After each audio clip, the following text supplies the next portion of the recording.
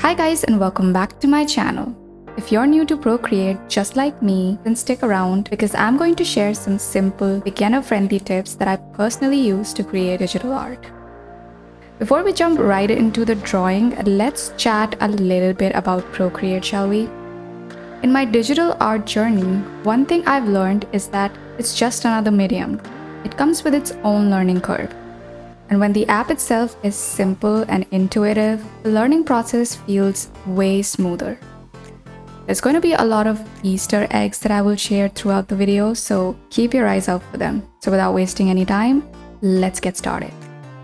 When you first open the app, it basically takes you to the home page where you can see all your projects. But we will talk about the last option at the top where I will choose my canvas size. Now this is important because not only will I choose what resolution I will work with, but also the color format and the number of layers I get. I used to work on P3 format earlier, but I have switched to sRGB now. P3 is best for printing, but sRGB is great for social media. Let me show you quickly how I create a canvas. You first click on this plus icon, which will open up this window where you can choose the dimensions. Now I work with a 4320 by 5400, so I'll fill that in. As soon as I fill that in, it automatically tells me that I can work with 40 layers, which I think is pretty good for me. Now because my iPad is an M1 Pro, I can get more layers to work with. The latest the iPad model is, the more the number of layers. The second section is for color profile. I let it stay as it is. My time-lapse is set at 4K and my background color is set at white, which is default. I'll rename my canvas size quickly and then I'd go ahead and press create and voila. Step 1 is done. If you go to the settings and then preferences, you can change the interface to dark. Now because I am recording it for the camera, I will keep it light. Today I'll be sharing my brush collection with you, and a lot of them I have downloaded from the internet. Let's start off by talking about my most recent one that I've gotten. This brush has a gradient. If you press lightly, it automatically lightens up the color without losing opacity, which I think is great. It automatically picks up the color from the canvas and blends with the dark one that I've selected. Watch this. It also has a bit of a texture. Let me show you what it looks like with color. It mixed so well with the gray underneath and automatically created a new shade, which if I pick up, looks like this. It also has a bit of a texture. If you look closely, you can see it. If you want to see the properties of this brush, or any in fact, you can just click on it once and it takes you to all its modifications. This was created by Carl Scarbonell. On the drawing pad on the side, you can test your modifications. Another one I have has the same texture but not gradient. This is also kind of nice. I've basically created an entire artwork with just these two brushes alone. Surprisingly, the default acrylic brush that you get with Procreate is also really nice. And so is the gouache brush, which is, I think, really good for glazing. Now what is glazing, you ask? When you layer brush strokes on top of each other like this, you can see all the layers, which is called glazing. Let's make a skin color. To make skin color, I'll choose something between the red and the orange in the hue bar. And then I adjust the saturation bar down to like here. Yes. And this is the range where you get the skin color. I never ever blend using airbrushes. I think I should, but I always blend with a flat brush. I don't know why. Oh man, I love this brush. Before we talk about it, let's talk about my favorite pencil brush. If you do not enjoy sketching, then what's the point? This edge pencil that I got was created by Ching Sketch. Let me show you why is it so awesome. One side has a soft edge and the other one has a hard edge. I actually have increased the stabilization to like 12%. That makes like much more smoother strokes. I've seen Loish sketch with a similar brush and I just had to get one. Most of my blend brushes are from Lucas Pinatro. Look at the texture. Oh my god. This is perfect for shading. My evergreen brush is the LP Magic Chalk. I even have key points set for this one. The size bar at the side, if you long press, you can add key points, so you won't have to adjust the size again and again. You can just tap on it and you get the size that you want. You can do the same thing with the opacity bar. Now all I have to do is tap, tap, tap. Now this brush is a beautiful glaze brush, and the size range is also perfect. I can cover like big areas while also use it as a line brush. For detail, I use this brush. It has a nice texture to it. The MB brush is actually really good. I'm going to be using this today a lot. This one and the LP chalk are also very similar, and I'll compare the two for you. My collection of texture brushes are simple because I don't put a lot of texture. I like to create my own. I create a lot of texture with eraser, in fact. That basically covers up my entire collection. With that, let's stop yapping and let's start drawing.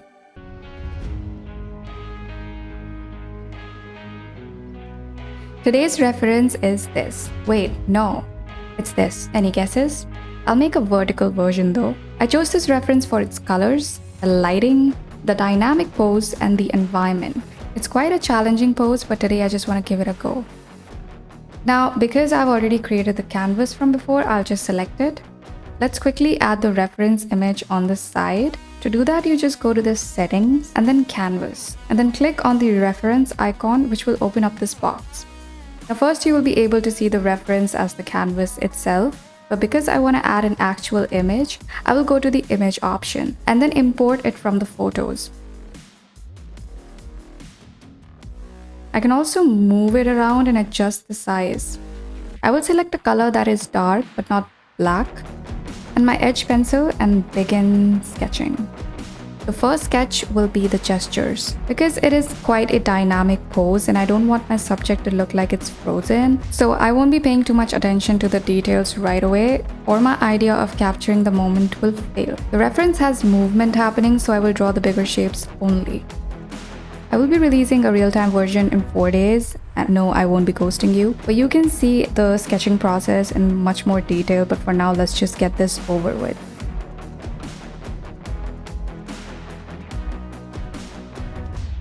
I also use the selection tool on the top left to make obvious adjustments instead of redrawing things. Quite handy. Take advantage of the Digitalart tools that you have. Making these adjustments early on saves you from so much drama that can happen later after you have rendered a piece fully. So I like to spend as much time possible into sketching as I can.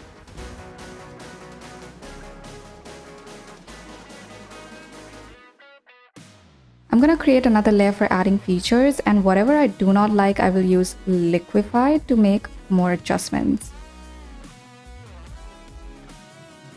I will also lower the opacity of the base sketches to make the top ones more visible. An interesting thing to notice is that when you flip the canvas, it's easier to spot the mistakes. You can use this feature to fix your sketches early on. Now that we're done with that, let's make a new layer and start rendering fun stuff. Today we will do what professionals do. Just kidding. Even though I'm a noob, we are going to work from grayscale. For this, I'll be using the MB brush to lay out the flat colors, more like not colors. Using the selection tool, I'll trace the entire shape, only the outlines. Easter egg. If you're also someone who gets overwhelmed when you see tons of colors in the reference, working from grayscale takes off that pressure. Now you're just looking at black and white shadows. Now you're not worried about color harmony or creating skin tones. It's almost like sketching or sculpting. For example, here I just added dark tones to the hair. I picked up this brush because when you press hard, it adds darker colors. So I will first add dark colors where I see them. I'm not placing them very accurately, and I'm also not blending it out very evenly either. Taking a closer look at the reference, I'll also sculpt the face. Now there's not a lot of shadows on her face except near her eyes, just highlights. So let's add some.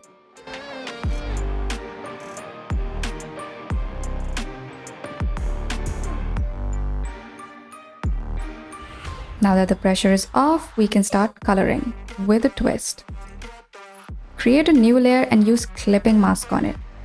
Now what it does is that everything that you do on this layer will stay within the range of the base layer. Easter egg. I'll also be picking a skin color, and now watch. Changing the layer mode to overlay, I will glaze the color on top of the gray tones. Notice how the shadows and highlights remain intact. That's what overlay does. Slowly moving towards darker colors, I will continue to add depth. Here you're basically saturating a desaturated base. That's what you're doing with overlay. Laying down colors this way takes away so much pressure. The eyes have already started to come together. Now I'll pick up the color from the reference and I'll start rendering. I'll also start adding layers now. The freedom to play around in the early stages of drawing, adding whatever color you want, freeing yourself from the limitations of the reference can really level up your drawing. Afterwards, we will be intentional with our brush strokes, but for now, let's take advantage of some of that freedom, shall we? Because I'm working in layers, if I don't like a certain color, I can say goodbye to it and add another without worrying about losing depth. I really like how vibrant the reference is. Now making a new layer, I will do the same thing with the hair. Do not forget to use overlay on every single layer.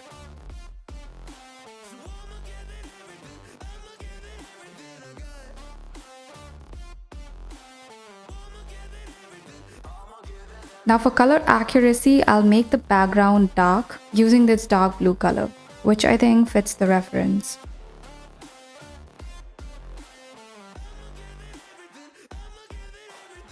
This wave-like thing, which is like in the foreground, I'll make that first.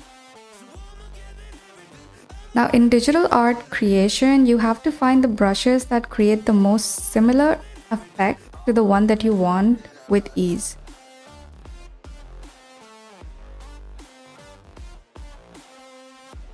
Detailing becomes easy when you use selection tool to fill up areas that are very small. And make sure you do that all on separate layers. Her outfit has a lot of patterns and stickers that look like irregular shapes when zoomed out, so I'll just replicate them. I'll also use eraser tool as a brush tool to shape my details. Easter egg.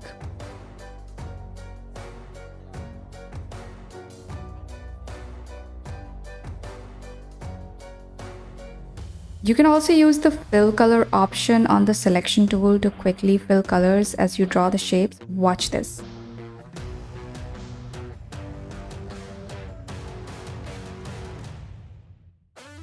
The face has a lot of colors and hardly any shadows. Now this is something new.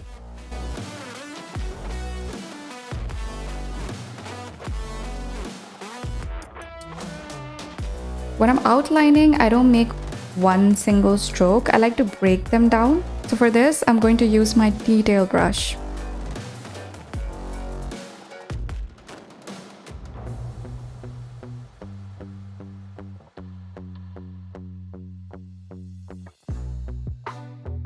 Now after adding tons of details on the face, I'll move to the outfit. I'll just pick colors from the reference, tweak them a little, and create the illusion of detail.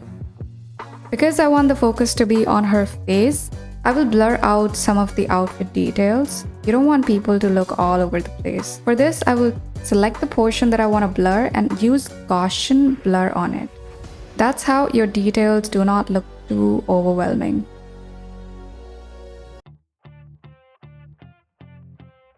Watch me create these random shapes with the help of a selection tool. Honestly, I wish it had a stabilizer. Are you listening, Procreate? And then glaze a vibrant color all over it. I like making hair this way. I don't like putting individual hair strands and get bored along the way because I have commitment issues and I cannot commit to drawing hair. Using the eraser, I will also shape them.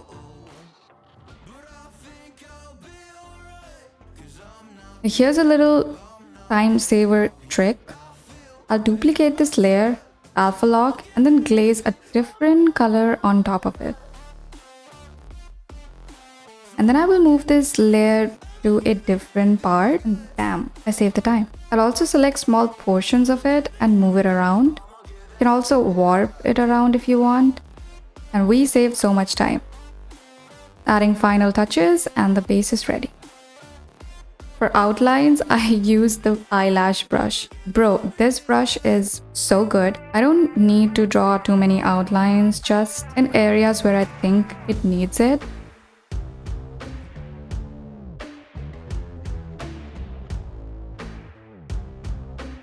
After creating textures, I think I should be able to quit yapping.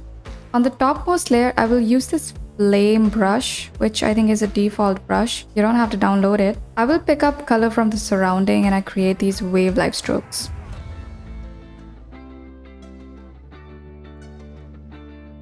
Using the same brush, I'll also blend it.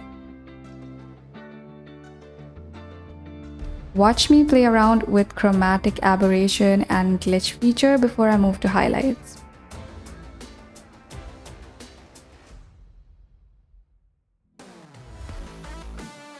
The highlights are on both the sides of her face and are of different colors. So I'll use selection tool to create these shapes. Because the background is dark, adding highlights will pop the image. Play around with layer modes to see what works the best for you. The perfectionist in me also wants to use some texture brushes. I'm using these texture brushes as eraser this time. Deciding when to walk away is the trick, and I believe now is the time. I'm happy with what it looks like. I'll be back with more fun stuff. Until then, keep practicing, keep creating, and thank you so much for watching. See you in the next one. Bye!